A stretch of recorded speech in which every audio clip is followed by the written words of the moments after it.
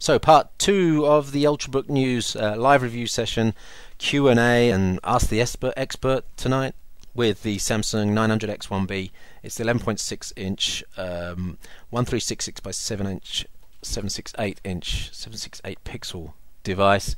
Very light, 1 kilo. It's not an Ultrabook, but it's very much in the Ultrabook style and built on the same platform as the Ultrabook inside. It's second generation Core i2. In part 2, this part, we're going to go over a bit more detail. So I'm going to switch the cameras now, boot the device up. You can count the seconds as it boots. It's got a 64 gigabyte SSD in here, 4 gigs of RAM, and it's running the Core i3 CPU at 1.3 gigahertz. So it's not the highest end of the ultra low voltage Sandy Bridge platforms, but it's pretty good. In fact, when you think about this in terms of its kind of dynamic range of usage scenarios, I still think it's a fantastic device. In fact, this is cheaper in Europe than any other Ultrabook out there as well. So let's just switch it on, and we're going from cold start here, and I want to do actually a count up as well. So let me just get a clock up on another screen. 3, 2, 1. Okay, on. Right. 4, 5. So post was about 5 seconds. On many other devices is about 3 seconds. We're into Windows 14, 15, 16, 17, 18, 19, 20, 21 seconds. Exactly the same as the UX21. So you know, it's just the SSD basically. Forget this, you know, Intel branding of fast start or fast boot. It's basically the SSD that's doing this. And if you put an SSD into a netbook, you'll get the same sort of boot speeds, probably less. I had an SSD in an XP device not long ago, and it was booting in 15 seconds. A lot of it depends on the speed of post as well. So here we are into Windows 7 Home Premium. 11.6 inch 1366 by 768, and it's a matte screen, but this is an excellent screen. The contrast is very high, the brightness goes extremely high, the colors are really nice. This is a typical Samsung, you know, off their own shelf kind of screen. It reminds me of a UMPC I tested many years ago, the Q1 Ultra, which had a screen that just popped out amazingly. The blacks on here, you can hardly tell the difference between the frame and the screen, so there's a huge contrast on it. Left and right viewing angles, look at that, really, really nice. It's a very, very wide left and right viewing angle there. From the top, really, really wide as well. This is better than UX21. The only thing you'll see is a little bit of inversion. Well, actually, you'll see it too late, because the inversion happens much further down. So the screen is fantastic. It's better than the UX21 in nearly all accounts in terms of contrast, although maybe brightness on the US21 is a little bit more of a brightness on this, which I can't demo here because of course the auto brightness on the camera adjusts the brightness of the recording. But really, really nice screen. I'm really, really impressed with that. Screen backlight, sorry, keyboard backlight, we need to show you that, don't we? Oh, this is typical. It says it's too bright, so we're going to cover up the sensor here, and then we'll go for keyboard backlight and just show that that's working. You can see that working there, right? If I take my finger off the ambient light sensor, it's probably going to go off in about 10 seconds. Oh, that's gone off already. The ambient light sensor does work, and it works quite nicely. It's well, what's it called? It's well configured. It's well balanced in terms of like you set the base brightness and it adjusts very nicely for ambient light around. The light sensor works really nicely. So that also helps, of course, if you're in darkened rooms, to save battery life, because the screen backlight on this takes a minimum of 1.4 watts when it's on, up to probably 2 watts, I would say. It was quite impressively efficient when it's at high brightness, but a base of 1.4 watts for the screen backlight or the screen itself is significant. So let's talk about the keys, and I'm going to zoom in now and just show you some of the perhaps the movement on the keys. as far as I can without going blurry here. So so where the I don't want to pull too many comparisons with the UX21, but that was a significant negative point on the UX21, that the keys were wobbling around on the corners. Well, you can press these corners and get a full key press without a problem. This is the big difference between the 31 and the Series 9. The keys register wherever you hit them, and as the key depresses, that's where it registers, unlike the UX21 where it registers just slightly below that initial sort of dip in the key. It's really, really nice. I am so impressed with this keyboard. I want it. I want it badly.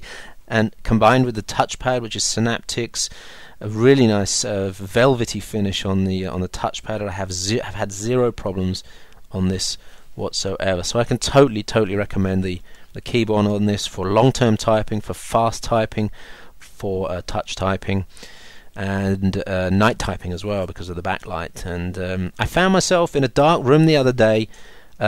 Sometimes I will put the light on, which means I have to turn screen brightness up, but because of the backlight I was able to keep screen brightness down, put the backlight on the keys, and just happily work away. So it was a real advantage to have the backlight, and I'm pretty sure that now I've had a decent amount of usage with a backlit keyboard. I'm going to want it on every device, right? It's one of those lock-in features, I think, that all MacBook Air owners will probably tell you about as well, or at least the ones that had the backlight on them. And yeah, at this point I should probably mention that I haven't owned a MacBook Air. I've used one a few times, and I'm looking to get a long-term bit of usage, maybe early next year on one, just so that I can fill in my knowledge on the MacBook Air. But yeah, okay, I can't really draw comparisons to the MacBook Air at this stage. That's it on the keyboard then. We are... Now I better check battery life, because what I want to do during the evening is keep a check on battery life. We are at 96% battery, and the time is 21:48. So what we'll do is we'll keep a track as we start to do a bit of applications testing on how that's going. But let me tell you right now, this is really well designed in terms of electronic engineering. Samsung have done just a superb job, as they always seem to do on their devices, at keeping things efficient. This will run with the screen off, with everything off, but the CPU on, in idle, at 2.8 watts. 2.8 watts. That's pretty amazing for. It would be amazing for an ultra mobile PC or a netbook, but it's even better for a Sandy Bridge platform that can run all the way up to sort of video editing and some gameplay as well. 2.8 watts, of course, is in a state where you can't use the device, but switching on the backlight and the Wi-Fi, you're only up at about 4.2, 4.3 watts, and you could start playing streaming audio at that in that setup. You can start doing stuff with the device. Really efficient. I'm really pleased with this in terms of efficiency. I've got a report on Ultrabook News that you should have a look at. It's probably the second or third article right now. Talks about battery life on the 900X1B, very detailed, all the way from idle up to I pushed it hard with gameplay, video editing, and Battery Eater Pro, and all sorts of stuff. And of course, it will go up to a 31 watt drain, which is huge. It will empty the battery in 1.75 hours. But in this mode, right now we're idle. Here we are sitting, and it's showing 6 hours 58 minutes usage left, which is huge. It's probably sitting there taking about 4.5 watts right now. I've got the Wi-Fi on. I've got the screen backlight on about 20-30% perhaps. Right, let's start up some apps, unless you've got questions in the background, and then we can have a look at the scroll and stuff, and I can type in and you can see what's going. So of course Chrome starts in an instant, no problems there. Let's start something a bit more hefty. There's Media Player. Let's go a step up on that and do Media Center. Oh, this is probably first run on Media Center, so that might take a few more seconds than normal. Yeah, I think it's first run. Oh no, there we go. It was about 3 or 4 seconds. Oh no, it is first run, so that was probably doing some other stuff, and then this is a big test. Cyberlink Power Director. It's a big video editing suite. Will go into the full editor, and it doesn't take, I think, more than 5 or 6 seconds to get that up. The UX21, it's 5 seconds on this. Well, it's taking a bit longer, 10 seconds maybe, which on a hard disk based device will be 20 seconds at least. Anything else we can just quickly fire up? And I think this is obviously one of the great things about having a fast SSD. Just apps are you can just throw them up, close them down, throw them up, close them down as needed without any problems. There's Google Earth there, working really nicely and smoothly. We are in battery saving mode at the moment, so we'll leave it in that for the time being and see what we get out of it. Let me go to Google Chrome then. We're on the local wireless network here. Actually, you just want to check I'm on the very local one. I've got a couple of hotspots here, and we'll get that up, and we'll go to, let's go to Engadgets. Usually a good scroll test because it's full of stuff on the page. So, oops, there we go. It's loading, still loading. Just Engadget is so heavyweight these days. Okay, so I don't think this is MacBook Air type scroll. You've got the jump, of course, but it's a very small tenth of a screen jump, so it's not a super smooth scroll, but it's I think it's actually pretty good. It doesn't have the scroll continue or scroll, what do you call it, momentum, but really no problems there. 3 fingers to go back, 3 fingers to go forward again, reload that. 3 fingers up, is it 3 fingers up, 3 fingers down to get the task manager? Maybe not. You can turn the touchpad off. There's a lock key at the top there, but let's go to just quickly news.google.com and just fire up a big bunch of pages here. So boom, that's all going. Let's see what's going on here. 1, 2, 3. So really, and this is in battery saving mode again. There's obviously some stuff going on there, flash or whatever. It's deciding what to load still. Most of those pages are up. So in battery saving mode, we're running at 800 megahertz here. Everything really, Netbook Plus type performance, Netbook Plus with an SSD type performance. So something you'd probably be paying $500 for on a netbook. That's the sort of level of performance you're getting here in battery saving mode. Alright. Right, tapping fan guy in the chat. I tap, and the reason I tap and I don't double click is there's like a 10, 20, 30 millisecond delay from double tapping that just annoys the hell out of me. So I still use the click because I think it's just slightly faster in my head. So you'll see me click. Some people hate it, and I use my middle finger as well, and people hate that. So I'm sorry, I'm a weird mouse user. So that's the browser. We can just quickly do a Sun Spider, and let's do it in high power mode, just so you get the best effect here. We'll go max performance, and we'll run that through. It shouldn't take too long. You'll see it fly through up here on the top left. While I'm doing that, if you've got questions in the chat room, let me just quickly go across some comments.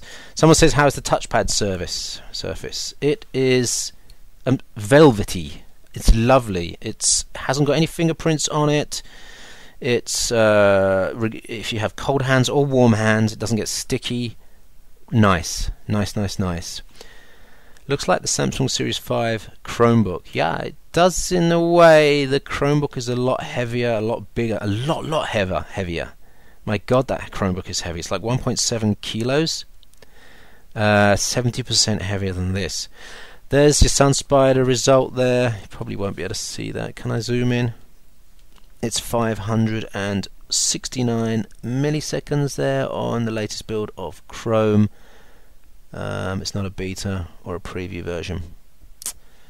So that's when we get down to sub 1000 milliseconds on SunSpider, it really doesn't make any difference whether it's 500, 300 or 1000, because JavaScript processing is such a small part of the overall equation when it comes to web browsing. It's the percent improvement overall is very small indeed.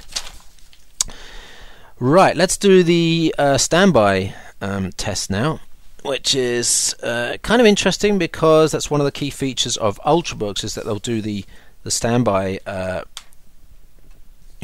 coming out of standby very quickly. Now, one thing I want to mention: no viewable lamps on this at all. I don't know if it's in standby. I don't know if it's got stuck. That's a little bit of a worry for me. You can actually just kind of lift the lid a little bit and have a look to see if you can see the blue light in the back there, but there's no external lamps, and it's kind of annoying because, charging, you want to know what's going on as well. But I'm pretty sure that's gone into standby now. Let's open it and count the time it takes to start up. So 0, 1, 2, 3, 4 seconds there. Now it will go up to 5 seconds, and if you leave it in standby a long time, I believe it goes into a deeper standby state. I can't be 100% sure, but I think I've seen deeper standby states. Those of you with maybe some more knowledge on Windows and the Sandy Bridge platform might be able to fill me in on why that is, but I got a feeling there's this kind of two-stage deep sleep, deep standby. Anyway, it's 5 seconds maximum. It's slightly slower than Ultrabooks by about 2 seconds. For those of you that are used to a 1 or a 2 second startup, it will seem like a lifetime. For those of you that are used to turning your devices off, obviously 5 seconds is pretty good. It's the same sort of speed you'll get on any laptop if you put an SSD in it. So there's nothing exclusive about this fast startup mechanism that's being used. What I will mention though is that in standby it's very, very low drain. I measured it to about 5 to 10 days. Difficult. I couldn't get the granularity right. I didn't have enough time to do a long-term test, but it looks like 5 to 10 days on standby without it running out of battery. And of course, at 10% you can set the figure. At 10% you can get it to go into hibernation, so it doesn't take any battery as well. I haven't tested hibernation. In fact, I haven't tested hibernation on any Ultrabook. It seems to be one of those things that I'm not going to use anymore. Hibernation, standby is the way, and just opening and closing the lid on this is obviously way easy, and something you get used to and gets annoying when you go back to devices that haven't got it. One little thing that it doesn't pass is this MacBook Air test. That lovely smooth lid up you get on the MacBook Air with one finger, so it's not weighted like that. You have to put another finger down. Okay, it's not going to look good in a product demo. Okay, there's the matte screen, you can see that there. Righty ho, 400 milliseconds on an i5 MBA for, what was that question from the chat? Kumornik, was that SunSpider 400 milliseconds on the MacBook Air? Right, well, he's answering that. Right then, included software. There's a big stack of included software. I'm not going to go through it all because it will get boring. But let me just tell you about some of it, and let's just get it listed here. It's good. I mean, there's like 80 processors running in the background, but there's no major crapware. I removed Symantec antivirus and Symantec backup as soon as I got this device, so that was on there. Let me zoom in. We have Easy Content Share. This is a DLNA client and server, and it works at least with my Buffalo links, my Buffalo storage, NAS storage array here. I haven't tried it off my Windows 7 devices, but anyway, that's kind of nice. It seems to work better than a lot of other DLNA clients I've had.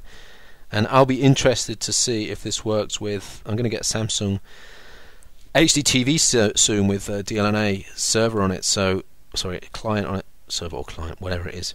And it'll be interesting to see if I can throw stuff up on the TV with the client here. Easy Display Manager is what is the Easy Display Manager? Yeah, that's for additional displays, I think. Is it? I think it's for throwing screens around on a second screen, doing extended or clone mode. I haven't used it. What else have we got? Let's quickly get those up again. Easy File Share. I think this is a Wi-Fi syncing application. You have to install the client on another device. Easy Migration.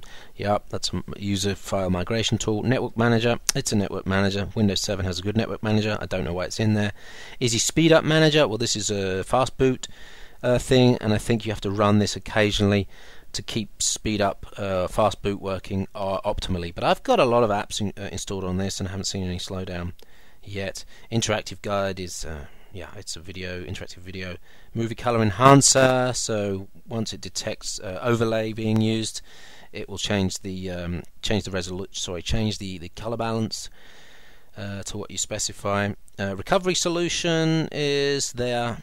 Save to ISO or save to CD-ROM imaging system, useful because this doesn't have an image partition. Support Center. Update Plus is to get drivers downloaded automatically. That's good. And user guide. So nothing really unnecessary in here. There's Samsung printers applications here, and that's about it. There wasn't anything else really significant installed there. So that's it for the pre-installed software. And let's just go to the Windows system. We've got a German version here, by the way. This came from Asus PR in Germany. Not a problem.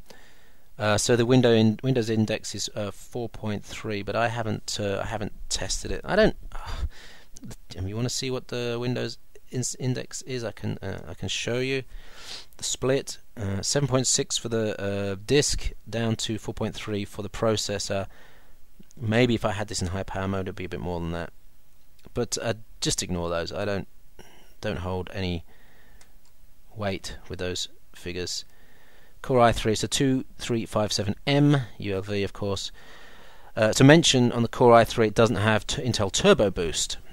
That's one of the things that the UX21 had with the Core i7. Turbo Boost up to 2.7 or even 2.8 gigahertz with a nominal 1.7 gigahertz clock speed. Yeah, I mean, there's a couple of things to say about that. In kind of web browsing scenarios, it really zips through web rendering because it's a sort of stop-go type of activity that the Turbo works in very well. But when you get into sustained high processor usage, Turbo is not so useful because the device gets warm. Turbo is cut down to keep the heat down anyway. So on these devices that have Turbo up to 2.7 gigahertz, you may only see 2.1, 2.2, 2.3 gigahertz being held. Okay, that's significantly more than the 1.3, but just to mention that on the Turbo, it doesn't always stay at the highest level there. Having said that, this is a pretty decent computing platform of anything between 6 to 8 times what you get on a high-end netbook.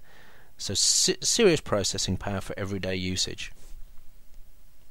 I wouldn't have a problem at all using this as my personal only device. Apart from, of course, these video sessions where I need my big, fat, noisy PCs.